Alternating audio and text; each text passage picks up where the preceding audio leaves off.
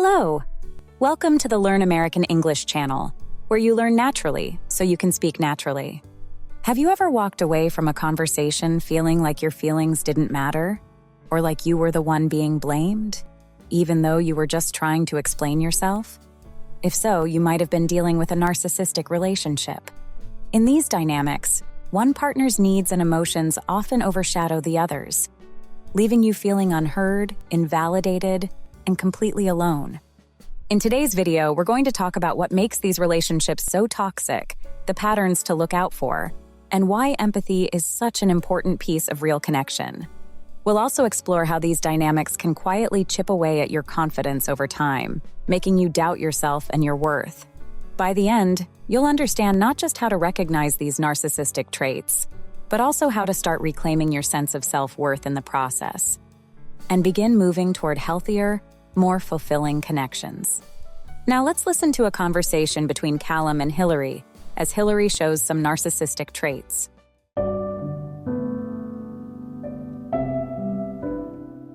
Callum, what on earth were you doing earlier? I called you over and over and you didn't pick up. I texted you nonstop. Are you ignoring me on purpose? Hilary, I wasn't ignoring you. I was tied up at work and couldn't step away. I always try to get back to you as soon as possible, but sometimes I'm just too busy. That's not good enough. If I'm important to you, then you should make time. I shouldn't be left wondering what you're doing. I do make time, but I can't always drop everything instantly, and I wish you trusted me more. The thought of cheating on you has never even crossed my mind. I'm doing my best here. Wow. So now you're turning this on me? You're basically calling me paranoid and insecure. Do you know how hurtful that is? You don't understand how I feel when you don't answer. It's like you're just brushing me off. I'm not brushing you off, but I need to be honest, it feels unfair. When you go out with your friends, I sometimes don't hear from you for the whole night. I don't blow up your phone or accuse you of things. Oh, unbelievable. You're seriously comparing the times I go out with my friends to you ignoring me during the day? That's not the same, Callum. I'm not hiding anything. I'm just enjoying myself. But you make me feel like I don't matter. I'm not comparing. I'm just asking for balance. I don't assume the worst of you when you don't respond. But when I'm unavailable for a little while, you bombard me with calls and texts like I'm doing something wrong. That hurts me. Hurts you? Are you kidding me right now? You have no idea how much it hurts me when you leave me hanging. I worry. I overthink, and I feel abandoned. And now, instead of appreciating how much I care, you're saying I'm the problem? I didn't say you're the problem. I said I feel hurt by how you react. No, you basically did. You're making me out to be some clingy, crazy girlfriend. That's what you're saying without saying it. You don't even realize how cruel that is. Hilary, that's not what I mean. I'm just asking you to trust me and not assume the worst. You don't get it. You'll never understand how much I need you to respond. If you did, you wouldn't even question it. Instead, you're sitting here acting like the victim. Honestly, I don't even know why you're making such a big deal out of this. Because it really does matter to me. I don't want to feel like I'm under suspicion every time I'm busy. You're being overdramatic, Callum. You always twist things so it looks like I'm the villain. I can't believe you'd even say these things to me. In this exchange between Hilary and Callum, the toxic dynamic shows up in subtle but painful ways. The biggest issue is that Hilary never truly empathizes with Callum's feelings. Whenever he tries to explain how the constant calls and accusations hurt him, she quickly redirects the focus back to herself. It always becomes about her pain, her fear, and her needs, while his feelings are brushed aside. This imbalance makes him feel invisible, as though there's no space for his emotional experience in the relationship. Another pattern is the absence of accountability. Hilary doesn't offer an apology or show any sense of remorse for unfairly accusing Callum. Instead of acknowledging how her words or behavior might have affected him, she deflects by accusing him of being oversensitive or overdramatic.